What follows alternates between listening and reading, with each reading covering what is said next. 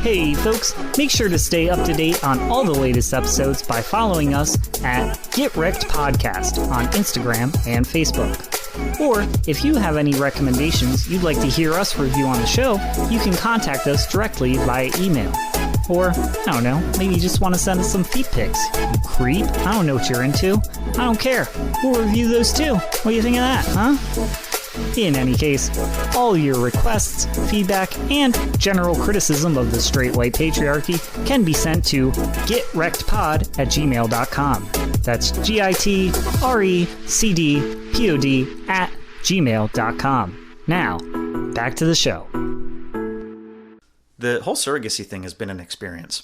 Yeah. Well, I mean, there's no way to avoid, that's something that's, even though these people are ostensibly strangers, there's gonna be, it's like a lifelong connection you guys have. Yeah, it's definitely weird. I imagine. Because I'm kind of along for the ride, just as the spouse, Yeah. It was just such a weird thing, but a very cool thing. It was weird in a good way. And then they came here over Thanksgiving break, and we met them for the first time in person over Thanksgiving. And then they came, a couple weeks early for delivery because they wanted to make sure that Ashley didn't go into labor, and them not be here. So we got to hang out with them a couple times with that. But you get to bond with them weirdly, just through this whole thing.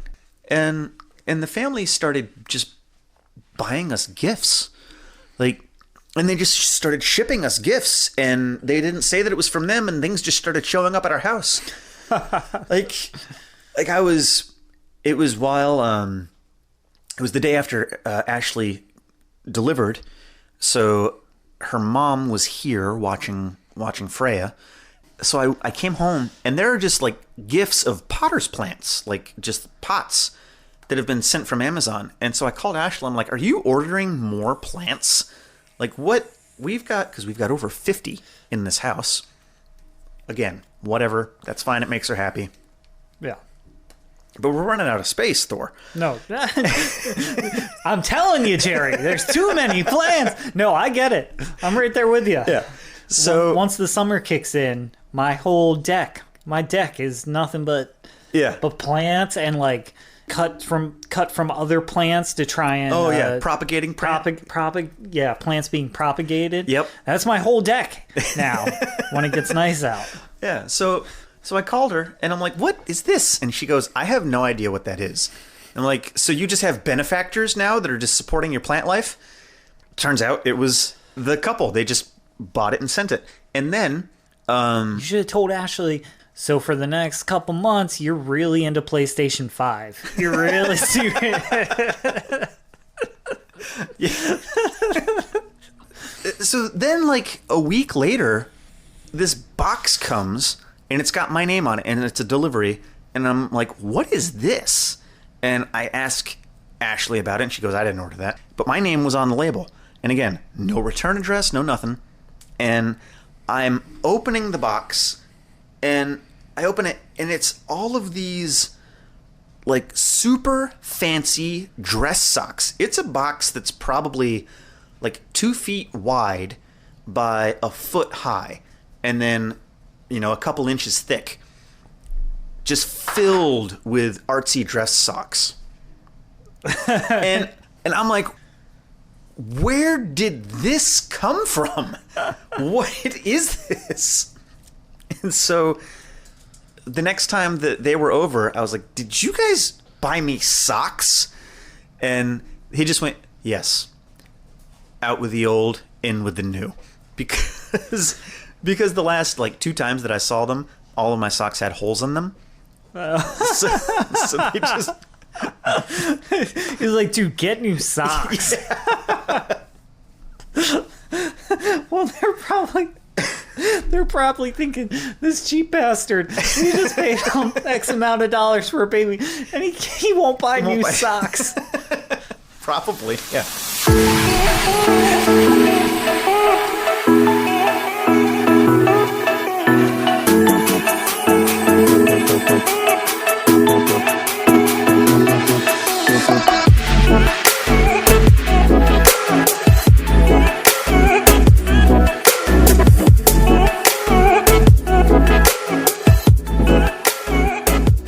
What's going on, world? This is Micah, and welcome to Get Wrecked, a podcast where two buddies sit, shoot the shit, and recommend things to each other. I'm joined with my host, as always, Thor Jolly. Hey, yo. And today we're going to be discussing a video game that I recommended for Thor, based off of our previous episode with Nick Cage. What was that show again? Or what was that movie? The Prisoners of Ghostland. Yeah. Prisoners of Ghostland. I want to say Ghost of Tsushima, which is a video game and not a movie. So definitely an interesting watch. I want to say Ghosts of an Insane Person. that is definitely... Yoshijiro! One testicle! It was for all the sweet bitches. So I gave Thor something that I don't know what Thor was thinking. I wasn't sure. By your facial expressions, you didn't sound super intrigued with this suggestion. Well, you described the video game to me. It's Death Stranding.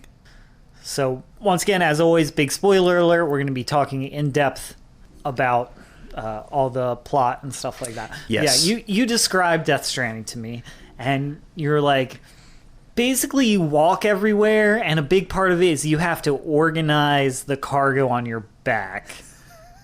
To which I said, it sounds like you want me to play The Postman, the Kevin Costner movie.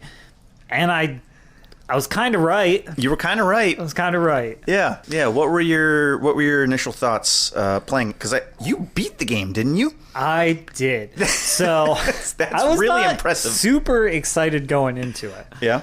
I was like, we'll see how this goes. And after about the first few hours of playing it, I was like, God damn, Micah. Because now I'm never gonna stop playing this game. It's strangely, like, it sucks you in. It's wildly fun. And so once again, like, kind of the base description of it is it's a post-apocalyptic world, and you are a delivery person. You're what they call a porter. You know, you're transporting items from one safe zone to another safe zone. And I mean, that is the core driving mechanic of the game, is that you're delivering things from one area to another. But it just sucks you in, and it's so much fun just going from one place to another. Yeah, it's a game that's all about the journey. Like 100%. It's about traversing and making it from point A to point B. Yeah. So, yeah, just give me your rundown thoughts. What'd you think about Norman Reedus playing the main character? What'd you think of, like, graphics, soundtrack? What'd you think of, gameplay? What are your thoughts? The game, right off the bat, game is beautiful. And I'm assuming it's probably released on PlayStation 5 and some of the... I could be wrong, maybe? They recently... they have at least announced a director's cut, which we can touch base on later, for PlayStation 5. That wasn't the director's cut? No. Yeah, okay, we'll talk about that. We'll talk about that later. But yeah, no, so I'm playing it on a PlayStation 4. Yeah. Is the copy you gave me.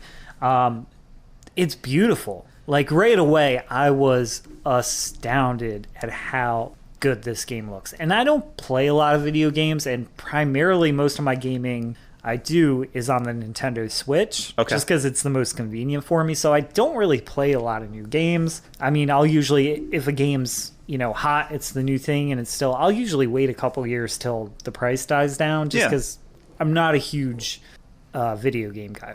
Yeah.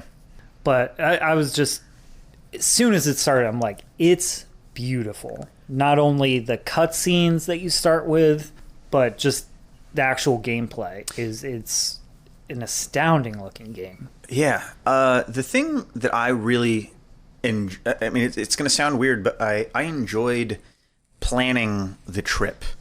And because the way that the game is set up is the terrain is not friendly. It's not conducive to travel at all.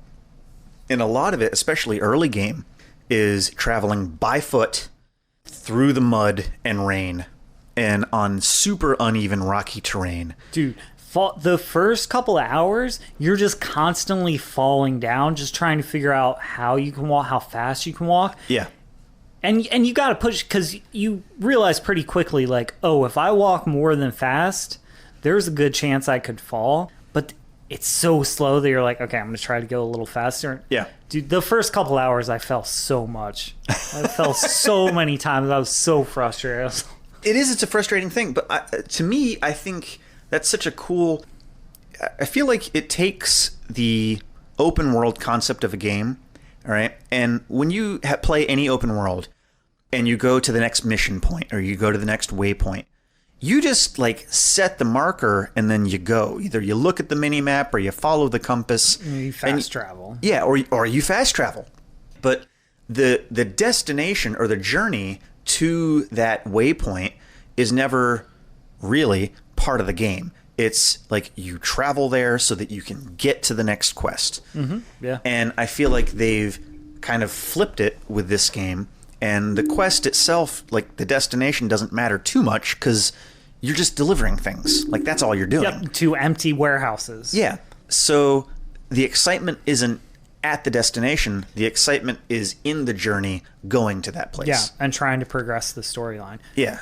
Before we go much, I want to kind of get into the storyline a little bit. Okay. Because this is a wild storyline. It really is. So it's from, what's his name? Hideo Kojima. Hideo Kojima. Yeah. So I never played any of the Metal Gear Solid games. Okay. But through cultural osmosis, I know a bit about them. And the one thing I know about this guy is that he has really wild storylines for his games. Yeah. And that he really likes long cutscenes. He does like long cutscenes. So I was kind of prepared for that. Okay. I wasn't prepared enough. But the game right off the bat is... The story is so neat right off the bat because you start you get a cutscene pretty much right away. You know, you're trying to deliver a package, you wreck your bike, and you take cover in this cave, and you start seeing these presumably an invisible creature, right? Putting it's like hand imprints into the mud, paw marks, yeah, and it's kind of sniffing you, and you can tell he's scared, yeah. And then you meet. What's her name? Fragile, yeah. And she's a really mysterious figure. She's got this umbrella, and she can, like, teleport. She can teleport, and she eats this weird bug. Yeah. And the rain's coming down, and you don't know exactly what's going on with the rain, but you can tell that it's bad. Yeah.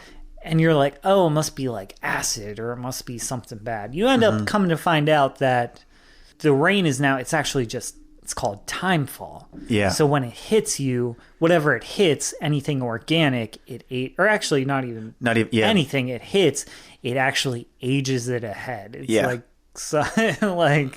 makes time move faster on whatever it touches. Yeah, and you see that in the first cutscene too, with the dude who I think he gets trapped.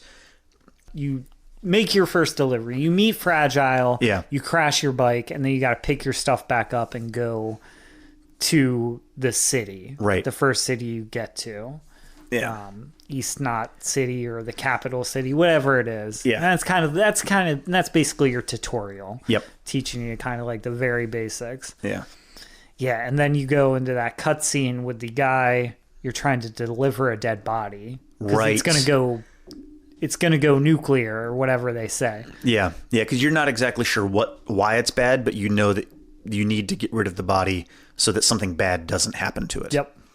Yeah, and then as you're going out, you get caught in a storm, the monsters start coming. Yeah. And that guy gets exposed to the timefall, and you see him turn old before your eyes. And just decay and that type of thing. It's such a cool, weird premise for a game.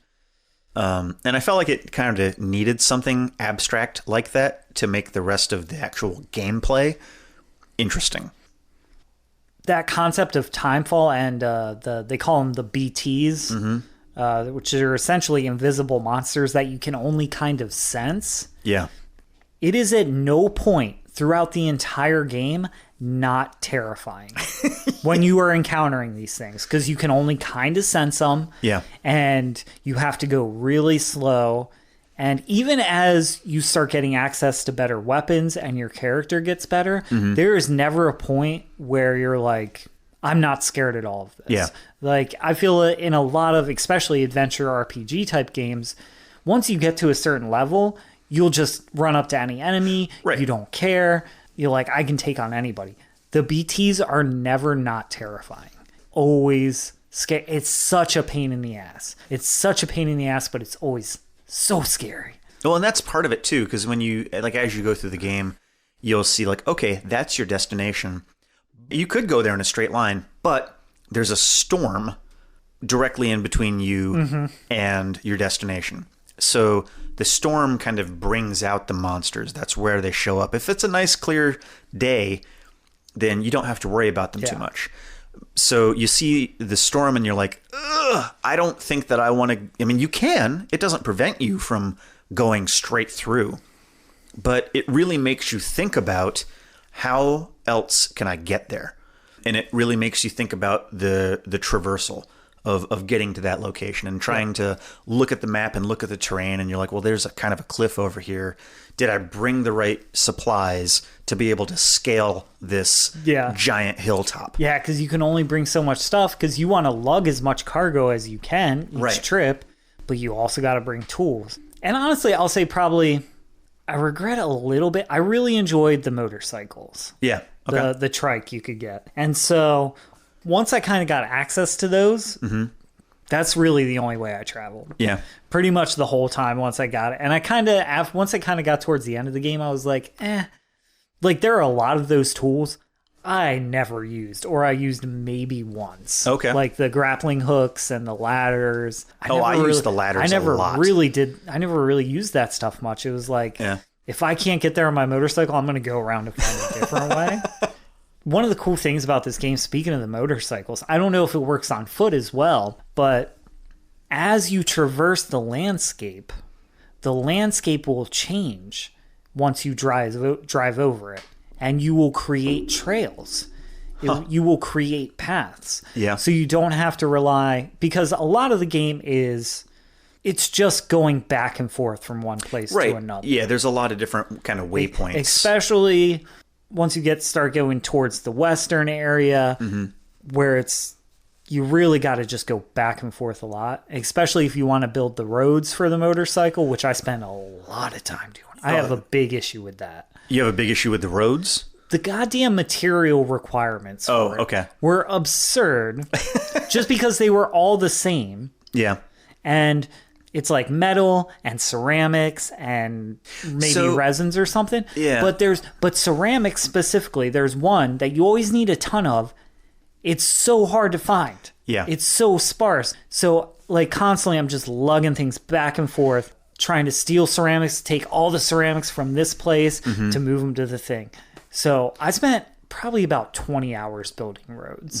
Just going back and forth. So interesting. It's interesting that you mentioned that, because you played this 100% offline, right? You played it. Correct. Okay.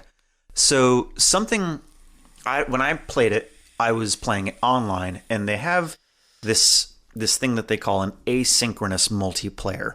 And you see it a little bit, like they've got NPCs that you'll see other porters that put up a station somewhere, and you can come across that. But that's true for everybody who's playing it online. I don't know how they define it. I don't know if it's by region, or like when you start your game, these 10 players are also playing at the same time. But the more you play, you'll start to see structures that other players built and created. And you might see just a random motorcycle on the side of a cliff, abandoned. And then when you walk up to it, it'll say who the motorcycle belonged to. It'll give like the gamer tag. Oh, that's cool. Or you'll come across, like a lot of times, ladders. Ladders were really neat in this game because you could use them to climb up, or you could use them to traverse across streams or rivers. Because traveling through rivers or streams was nearly impossible in this game. Yeah. Like, because you're walking through water and you've got a massive like weight on your back or shoulders, and you're trying to lug that through. So they try to make it like it would actually be. You can't just like sprint through the water. Yeah, and when you get caught in the river, oh man, it does you in. It just pulls you downstream. You got to wiggle your way to the side. It's fun. and then grab all your shit because it fell off of you. But one of the neatest things for me was traveling and thinking, how am I going to get there? And then I explore a little bit more and I find a ladder that somebody has put down. Yeah, that seems neat. And you're just like, oh man. And you look and you see who put the ladder down, and you're just like, thank you, gamer girl chug score 69. like you've just got all of this thankfulness for some random person who put a ladder down in their game. And because it's asynchronous, meaning like not at the same time, you never actually see the people that you're playing with. Yeah. But the remnants of their journeys are in your game. And so to go along with that, the highways are meant to be, at least in my opinion, a community-built highway, road. Is there a lot of material? Yes. To make a section of the highway. No. No? Because it's plenty of metal. You got plenty of metal. Everybody's got metal. Who doesn't have metal? Right. Who doesn't have resin? Everybody's got resin. Resin everywhere. Nobody's got goddamn ceramic. But to go with that, like, you're not the only person building that section of the highway. Like, other people can add to that. Yeah, I know. So you would have like 10 people trying to build that same highway rather than just Thor trying to build that highway. So I think that's probably the idea behind it. So playing it not online probably hindered you in that aspect. Yeah. It was just that was just frustrating to me, because I was like, it would absolutely be frustrating. Just because, like I said, I never worried about having enough metal for it, or the goddamn resin. Yeah. Just that ceramic. That's ceramic. Like, just make it as equally, and you'll find metal all over the place, dropped on the ground, random packages to pick up. And I did play offline. Some of the NPCs do drop, like finding like ladders and stuff like that. Yeah, the NPCs have that as well. Okay. So I totally understood the concept of what was I didn't realize you never meet the other player. I thought maybe you could play with your friends or something and actually see them in the game. Yeah, you never meet them. But yeah, God, don't get me ceramic.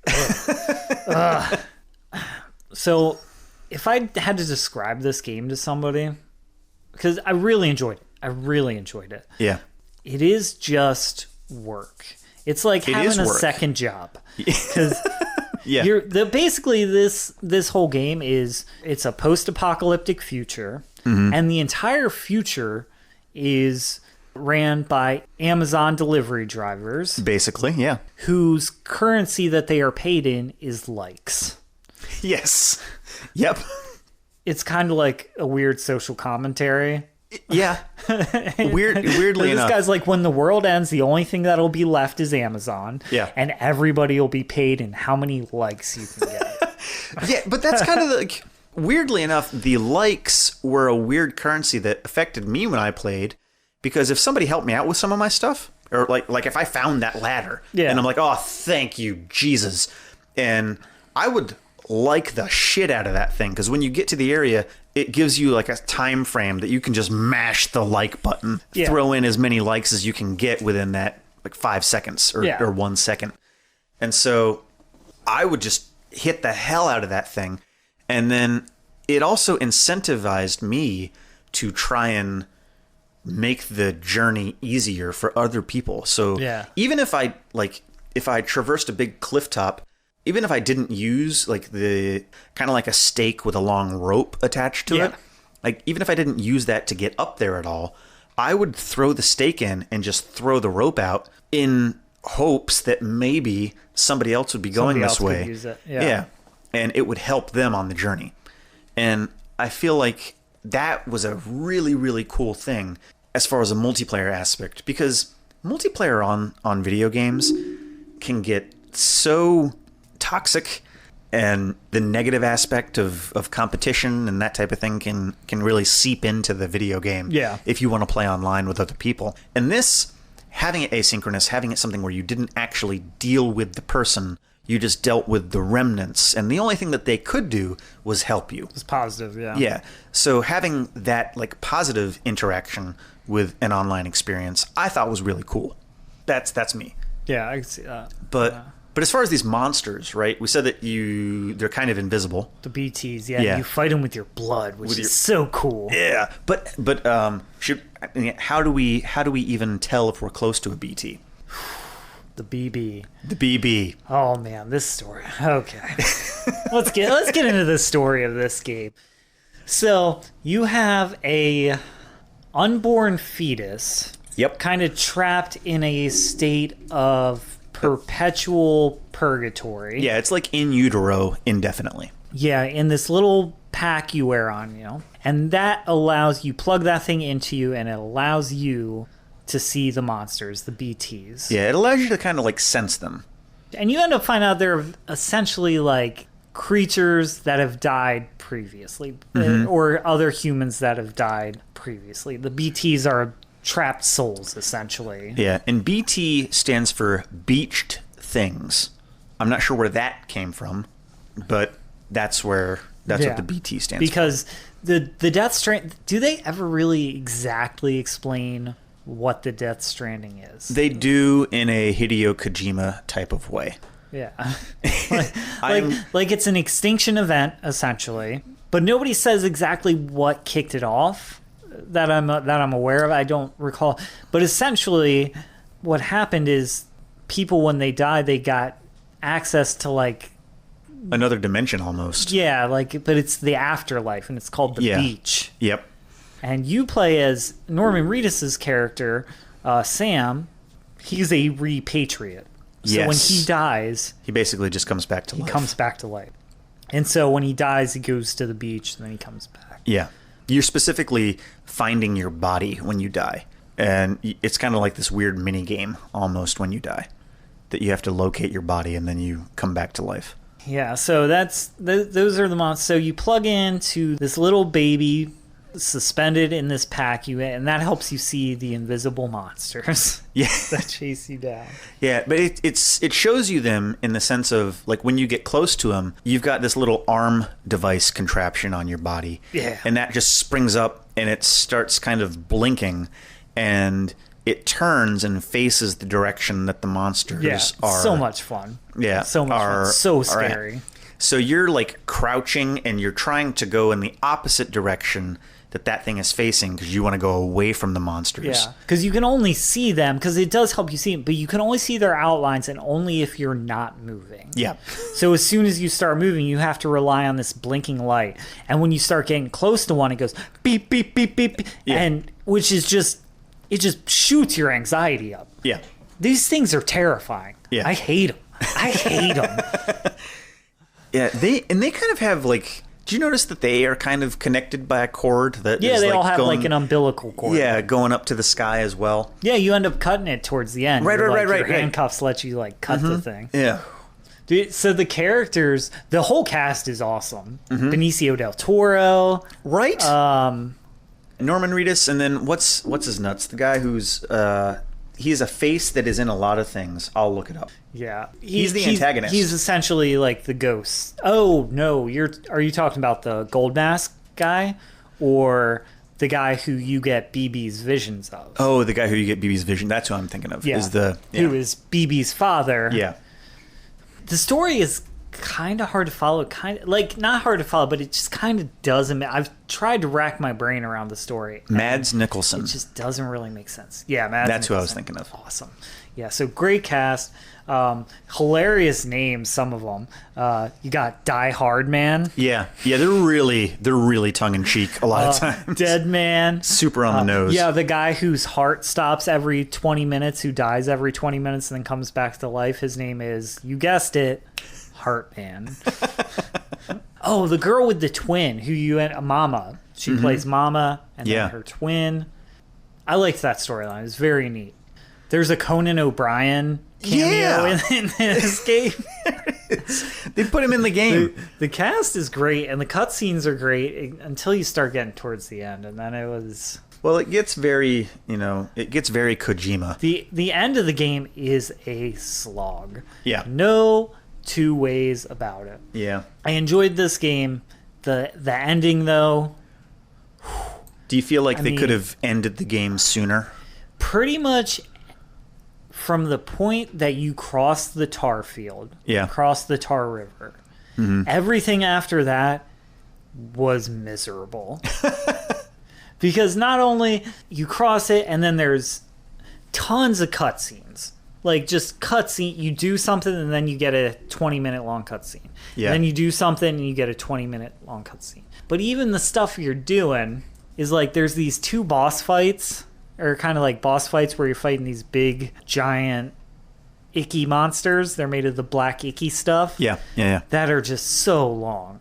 Like, unnecessarily long. Where you just keep shooting them and keep shooting them. And yeah. When you fight the big, icky monster, and then you fight the big, flying, icky monster. Yeah, because... Icky whale monster. They were kind of cool, like visually. I thought they were visually it was very very cool, but those fights seemed just so drawn out. Yeah. They're just kind of annoying, especially the flying one, because you got to wait for it to fly close to you and then shoot it a couple times, and then easily avoid the things it drops off it. It was just and then just like 8 hours worth of cutscenes, something like that. Yep, that's a Hideo Kojima game, my friend. They did recently. Well. What can you give me a final verdict on it, Thor? I want to keep going a little bit. Oh yeah. How did you feel about the combat in it? So the combat, there was. I personally enjoyed the game quite a bit. I don't think that the combat was very tough. I didn't feel like it was a slog in that you would die a lot and it was challenging in that way. I felt like it was challenging. But I don't think that I died too much in the game. A couple times I did. I avoided a conflict. That's actually, ideally playing that game is you're trying to avoid conflict as much as possible. Yeah. So there are different parts where you get taken to that other world. Yeah. With Hans. Right. Something Mikkelsen. Mad Mikkelsen. Mad Mikkelsen. Yeah. Yeah, those scenes were super cool. Where you're fighting in a World War I battle scene, and then a World War II, and then Vietnam. I loved that. Yeah. And the cool thing is I was playing that, and I was like, this could be the game. He could have just made a sick World War II action shooter style game. Right. Because in those parts it was really fun. Or even if you really want a lot of combat, you can just keep going to the mule bases and raiding them. Yeah, I mean the combat was fun. I thought it was simple. It wasn't overly challenging. Even the big bosses, I didn't think that they were overly challenging. It's really not a game about the combat, but it could have been like if they wanted to make just a really good shooting game. I think he could have done it, but he's like, no, that's boring. Let's walk from one place to another. Which is pretty neat. Yeah, I really enjoyed the combat when it happened, but it felt like it was definitely rare. You didn't want to get into combat. You were trying to play it safe as much as possible. So I like that. That's definitely true. Yeah. The story's so weird. Story's so out. Especially, once again, you start getting towards the end. And you end up figuring, you know pretty quickly that you're seeing Mads Mikkelsen. Sorry. The character he's playing is essentially your BB unit, which you were like kind of forming this weird bond with. Yeah. It's his father. And you slowly through visions, like, 2-minute long cutscenes that this was his father. Yeah, and you're seeing like the memories of the BB You're seeing the memories of the BB. But what you end up finding out towards the very end is that you were the BB. But it doesn't make sense. So you end up finding out that so the lady who ended up being your mom, who was your mom, and then she was also the one who was your sister. Yep. That like sister, kind of like weird, like love interest, the person you've known since I don't know, it's kind of weird. But that she essentially split into two people, her living self and then her soul self. Yeah. They called it like your Ra and your Ka. Mm-hmm. That's what happened with Mama and her twin sister, essentially. So weird. But so she split herself into two. So you end up finding out that BB is actually you. Yeah. And that BB died. But what doesn't make sense is, how do you both still have a body? Because BB's thing got, like, destroyed. Or no. He got shot, but they brought him back to life. And you see that. So you're like, oh, I'm just BB. But where did your body come from? Because BB's still in the tube. Yeah, that's a good question. It was just a huge plot hole. I just don't understand. Like, it was neat. It made sense. Like, oh, BB is actually you as a child. You've been hanging out with yourself this whole time. But they don't explain how how you got a new body. You know what I mean? Yeah. Like how did you actually split into two? So Sam is the original. I'm looking at an IGN article. I just typed in Death Stranding ending explained. Oh, okay. Yeah, let's hear this. So it kind of has it sectioned off into different categories. But according to the website, it's saying Sam is the original BB, all grown up. So in a panic, having certainly not intended on killing BB, Emile, it was Emile, right? Is that how you pronounce it? Amelie. That's Amelie. right, Amelie. Yep. Rushes to Sam's beach and revives BB, thereby giving renewed life to what eventually becomes Sam, and explains his ability to repatriate from death. Sam was born to Cliff and Lisa Unger, and was the first baby to be the UCA's highly secretive BB program. The reason Sam gets flashbacks of Cliff throughout the game is that, as he connects to BB, is perhaps because of Sam and Clifford's connection as father and son, as we initially were led to believe. So it doesn't really talk about the whole body thing, like having an extra body.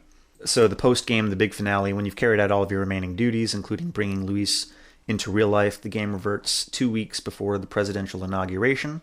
Yeah, and then you can tie up all the loose ends. Yeah, that's basically the keep playing after the story is over part. Yeah. But yeah, the story, awesome. It's very, very weird, cool. very interesting. I loved it, except for that part. I was like, it just doesn't really make sense to me how that all works. Yeah. And it's a little bit silly. They're like, oh, we're looking back. This extinction event has happened 5 times before, and this is just another time that's happened. What do you think killed the dinosaurs? Yeah. A Death Stranding. Yeah. It felt a little bit easy compared to like kind of how out of the box the rest of the story was. Like they didn't try to bring reason to anything else, like weird or fucking out there. Yeah. But they did try to bring reason to the ending of the world. Oh yeah, this weird extinction event has been happening. All of the 5 major extinctions were a Death Stranding. Yeah, like why does that explanation or why does that connection to something relevant to the real world even have to exist? Yeah, like it was totally unnecessary. Just say it's a Death Stranding, who cares? And she's this person, Amelie, is the extinction event. Yeah. Also, towards the end of the game, when you get trapped on the beach, you got to just keep running. Oh, yeah. And just keep doing that for a while. And I was like, is the game over? I don't know. That pissed me off so much because I was like, is the game just over? I can't figure it out because the credits rolled and you're just running. I was ready to turn the game off because the credits are rolling and I just kept running. And then eventually it goes back into a cutscene and it's like, oh no, you're talking on the beach. Yeah. Kojima does really weird shit. It's been a couple weeks since I've played, so I'm trying to remember exactly how that played out. It's been even longer since I've beaten it. So I off the top of my head, I can't remember. Because it's like you talk to Amelie on the beach, and she gives you the option to kill her or let it play out. I think. Well, Kojima does like weird stuff like that with almost all of his games. Like, did you play Metal Gear Solid for the PlayStation? No, didn't play any Metal Gear Solid. Oh man, Metal Gear Solid for the PlayStation, exquisite game. Like, it probably doesn't hold up because it's for the original PlayStation. Yeah. The mechanics are probably way dated now, but they did some weird stuff with that game. Like, there was a villain named Psycho Mantis that you had to fight, and he could read your thoughts. And in the fight, obviously you had to take out Psycho Mantis, but anytime that you tried to hit him or shoot him or anything like that, he would dodge everything that you did because he knew what you were going to do because he could read your thoughts. So the way that you beat him was you actually had to, at this time, the controllers had a cord on them and they were plugged into the PlayStation. Oh, yeah, you had to plug it into the different controller, right? You had to plug it into the Player 2 slot, and then he couldn't read your thoughts, and then he was like super easy to beat.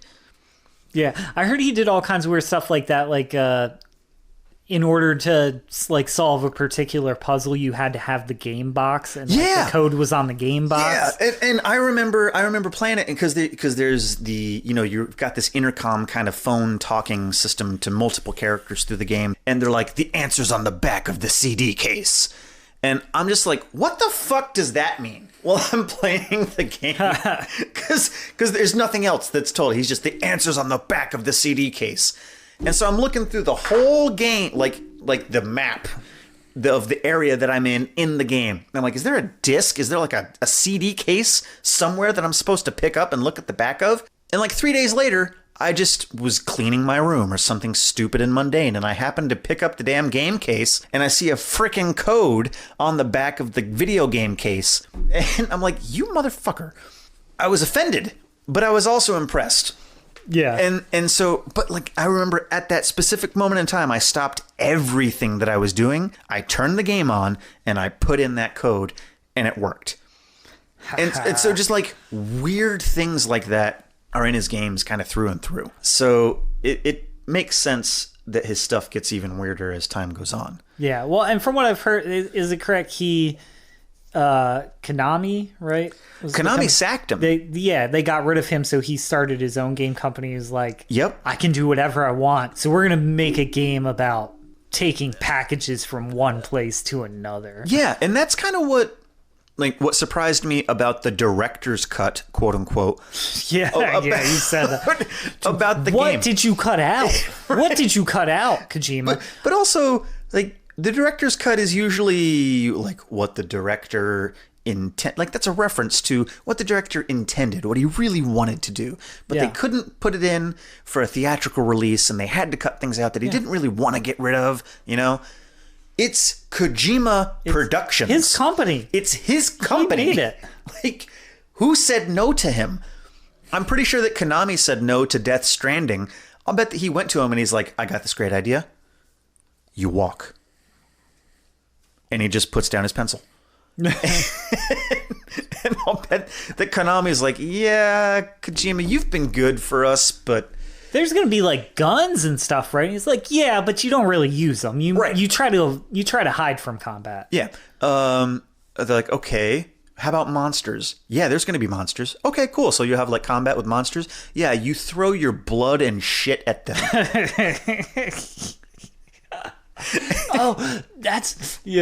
I like in the game, you can collect your urine and poop to throw at them as well as your blood. But I like when you're kind of in that room, if you kind of sit there or you click on the things in the room, Norman Reedus's character will break the fourth wall and will like point at you and shake his head at you. Yeah, or like wink at you. Or like kind of say like point towards the shower if he's dirty and gross. Yeah.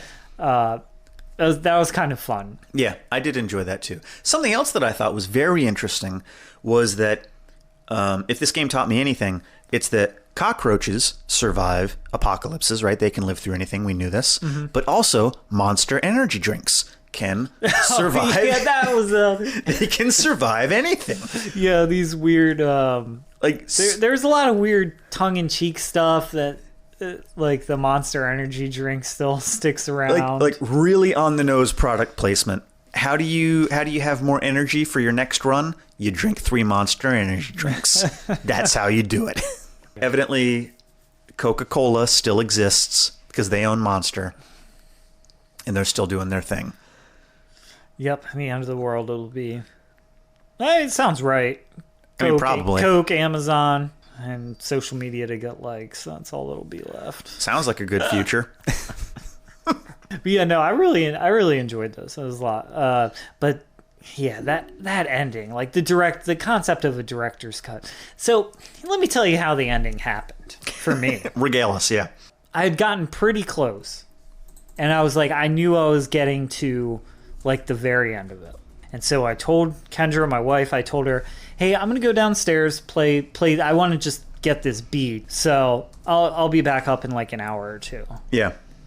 It took me 6 hours to finish it. And I'm talking like the very end. Yeah. Like the very end, like I killed the big flying monster, probably. Like I knew I was like at the cusp of the end of the game. Mm-hmm.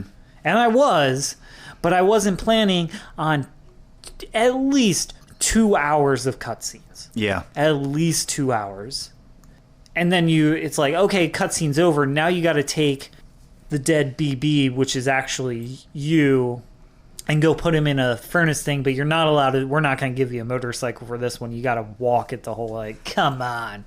Come on. I just want to get to the end of the game. Oh, man. Yeah, I loved this game. It was so much fun, but God, I should have tried to end it. I should have started going towards the end earlier sooner, because I did not plan on how long the ending was. And the thing is, I really loved the story throughout the game, but I didn't like that because it made me resent everything I was watching. I was like, just shut up. Yeah. Like, I have to watch this because I've played this far. I'm not going to skip this cutscene. I want to see what happens. Yeah. But it made me resent everything that was happening to me. I was like, come on. Please let it be over. Like, you're giving me 20 minutes of dialogue of something that could have been 3 sentences. Yeah. Like, just dragging out dialogue. Yeah, there is that. I mean, you could probably legitimately make a feature-length film out of the cutscenes in this. So you could make it a 20-hour series out of everything in the game. Holy cow. Yeah, so looking at what is in the director's cut. This article says the 13 changes that are in the director's cut. There are new graphic options. Evidently, Monster Energy is gone. Monster Energy seems to be no more. Monster Energy could survive the apocalyptic Death Stranding, but it wouldn't survive a console jump. We assume it's the result of some sort of simple licensing deal. So now it goes from Monster Energy to Bridges Energy. There's DualSense support, which has to do with the new PlayStation controllers, new combat abilities, new equipable items, firing range, the Roadster, which looks like a hot rod vehicle, basically, is in it. And then there's a racetrack, new structures. So it basically is just like the game re-released, but with more in it. Not more cutscenes. Yeah, so that's good. That's good. Yeah, I could see a racetrack. That makes sense. Yeah, that'd be kind of cool. I really enjoyed the driving in the game. Yeah, me too. Once, like I said, once I got access to the motorcycles, yeah, I really didn't walk, unless I absolutely had to. Yeah, I tried to take the cargo, like the trucks that you could just load up all the cargo into the big trucks, like the mule trucks. I would use that a lot. Okay. More so, and then I would go to one point. I mean, honestly, I didn't even realize you could take those till towards the end of my playthrough. Oh, yeah? Yeah, just because I pretty much avoided mule camp. Like I said, I really avoided combat. Yeah. As much as possible. I really enjoyed the gun that was like the cool thing about the game. The bolo gun? Yeah, the bolo gun. Like yeah. Even when they're like, yeah, we're going to have combat, but it's non-lethal combat. Like it's a gun that shoots a bolo net. You know, actually one thing I regret is you can put lethal rounds in it. What happens if you kill one of those guys with lethal rounds? Oh, a monster shows up. Just a monster shows up, or like a boss monster shows up. Like one of the tar monsters shows up. Okay, yeah. Those things were nasty. And that's actually another cool thing. So like Hideo Kojima, when he first did Metal Gear, not Metal Gear Solid for PlayStation, but Metal Gear for Nintendo, like the NES, old Nintendo system, they wanted a war game, and his whole thing was, well, if I'm in a war, he goes, I feel like what I would do is try to avoid it. And that's how like the stealth genre was made. Oh. Interesting. And so he was thinking, instead of just a shooting game, he didn't want to make that. he wanted to make something where you snuck around and you avoided combat, and that was the whole premise of the original Metal Gear. And so it's interesting to see that thought process continue. You know what, the first Nintendo was in the mid 80s when that was released. Yeah. Like 40 years past that point, he's still doing that idea of trying to avoid combat and make it not so that it's just a run and gun type of video game. And he's throwing things in there to avoid the conflict, because you are strongly encouraged not to kill the mules. And the mules are basically just cargo thieves. Yeah. That's essentially what they are. We haven't explained that, but that's basically what they are. It's just people who like to steal your shit on the way from point A to point B. Yeah. They're a real pain in the ass. They are, because they will come at you with electric sticks, and they're a pain in the neck. They'll shoot your damn motorcycle and shut it down so you can't even get away from them. Yep. Ugh. Yeah. Dude, I messed some mules up, though. Oh, yeah. Because you can use the packages as weapons and just, like, beat the shit. Oh, I did that. The bolo gun and the stun grenades. Oh, yeah. And then eventually you can get the rocket launcher or the grenade launcher. Yeah. And launch, stun grenades at them. Yeah. Dude, that shit was just popping them right in the chest with a stun grenade. What a game. It's definitely... I recommended it to you because it was a unique game. Like, it's definitely a strange thing. And it's not something that comes around often. No, when you described it to me, I was like, this sounds dumb. And also, there was a little bit, like I said, never played Hideo Kojima games. Yeah. But I know the reputation from hearing about it, the cultural osmosis. I know. Yeah. I knew a little bit of what I was getting into. Yeah, and I would say that it is a game that you're either going to like or you're going to really fucking hate. So I wasn't sure where you were going to be at on that scale, but either way, I figured that it would be an experience for you. Yeah, for sure. It definitely was. So, final thoughts? Final thoughts. This game is awesome. To give it a rating, I guess this would probably be the one appropriate time to not give it a silly rating, but to give it a number of stars. Because the whole time you're working for stars. So that is true, yeah. So probably 4.5. 4.5 out of 5? 4.5 out of 5. And honestly, my only dings on it are the ridiculously long end of the game. Yeah. Like, come on. Come on. Yep. That's honestly the only thing I didn't like. Oh, and the stupid roads. Put more ceramics in the game. How about that for the director's cut? Make ceramics more available, or make the amount you need to build the roads lower. Yeah. Or just give us less metals and a little bit more ceramics. Why is there so much of every other resource? But not ceramics. Of every other resource except ceramics. Yep. It didn't make sense. Well, hopefully Hideo Kojima listens to this and understands the people's concern. Hideo Kojima, more ceramics. You know what? 1 star. Add more ceramics. Then I'll put you up to 4.5. God damn it. Those roads were fun, though. Once I did get, I didn't do all of them. Yeah. But once I got most of them built, yeah, it was... God, I had a big, long stretch of road. And there was a sense of accomplishment. You just go flying on those bikes are fun, too. Yeah. I really liked the mechanics of the bikes. Yeah. Super, it was good stuff. All right, so 4.5 stars out of 5? 4.5 out of 5? Like I said, that's my only complaint, honestly. That's understandable. The story's a little bit wacky. The story is a little bit wacky. Honestly, the game can drag on a bit. Yeah.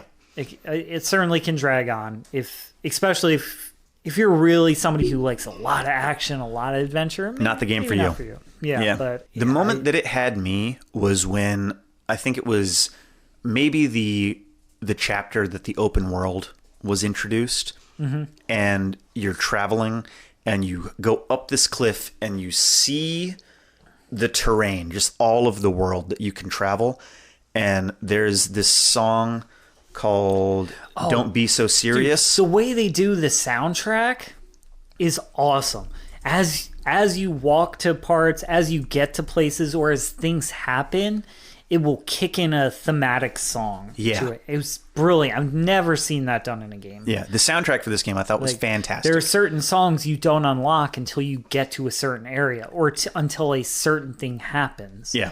And a lot of times, songs you already have unlocked, once you're traveling and it's sunny out, there's no monsters, and you've just been traveling for a bit, a song will just kind of kick on. Yeah. And then as soon as something starts happening, it'll slowly fade out. Yeah. It's the way they did the soundtrack was very cool. Yeah. Yeah, I think very thematic. Yeah, I think once that experience happened, so that the song was "Don't Be So Serious" by Low Roar. The band's name is Low Roar. I don't know if it's a single person and they just go by that, but when that happened, I was like, "This is amazing." And from that point on, I was hooked in the game. I was kind of on the fence. I bought it again because I figured it would be an experience.